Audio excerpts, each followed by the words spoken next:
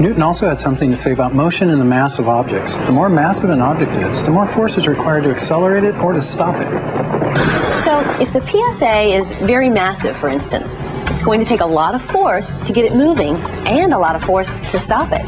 You're right. The greater the mass of the PSA, the more force it takes to slow it down. The fans have to work harder. If we make the PSA lighter, it requires less force to slow it down and to stop it. If the PSA was going to go too fast, it might bump into the side of the ISS. So we need to make the PSA as light as possible. The current model that you see here is the 12-inch working prototype. Our goal is to reduce the PSA size down to this 8-inch diameter model. With the invention of the transistor, computers and other electronic gadgets became smaller and smaller. Oh, that's right. You know, when our grandparents were kids, they listened to radios that were like large pieces of furniture. Today, radios and digital players are really tiny. That's right. A computer with the same power as this PDA filled this huge room. The PSA has a computer inside it, and in addition, the PSA can connect to computers on the space station or on Earth with a wireless connection and use the computing power of those computers. So the PSA can be small because it doesn't need a big computer inside of it. But why is it round? And how do you make the shell round? Round shapes don't have any sharp corners, so the PSA won't accidentally damage the ISS. We designed the round shell with a computer program for solid modeling. Once the design is complete, we send an electronic file to the manufacturer to create a shell.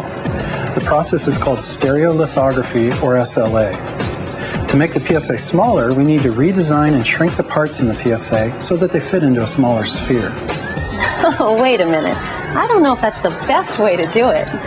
When we make things smaller, though, we have to keep some things in mind. For example, the computer that's in the PSA needs to have space around it so that it can stay cool. The computer gives off its heat from the surface area of the board, which means we need to provide space for cooling. Additionally, when we consider shrinking the fans to fit in a smaller PSA, we discovered they became very inefficient, forcing us to move to a blower design. It's similar to how a leaf blower works. Okay guys, let's review some math concepts so you can figure out how to fit your parts into the PSA. This is a rectangular prism. Now each one of its 6 sides is a rectangle. The surface area of the rectangular prism is the sum of the areas of the 6 sides. The volume of a rectangular prism is the area of the base times the height of the prism. Let's take a look at cylinders. The base of a cylinder is a circle.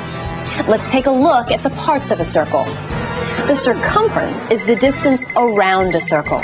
The radius is the distance from the center of the circle to any point on the circle. The diameter of a circle is twice the radius. Thousands of years ago, mathematicians measured the circumference of circles and divided the circumference by the diameter. They always came up with the same number, around 3.14. This number is called pi. Now, watch this and see how we can find the area of a circle. We cut up the circle and move the pieces around.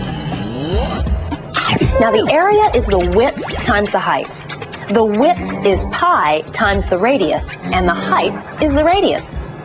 The surface area of a cylinder is the sum of the areas of the 2 circles and the area of the side, which is really a rectangle. The volume of a cylinder is the area of the circle times the height of the cylinder. Now, here's the challenge. Find the length, height, and width of a rectangular prism that has a volume of 24 cubic inches, fits into an 8-inch PSA, and has as much surface area as possible. Find out whether a tall cylinder or a wide cylinder has more surface area when the volume stays the same.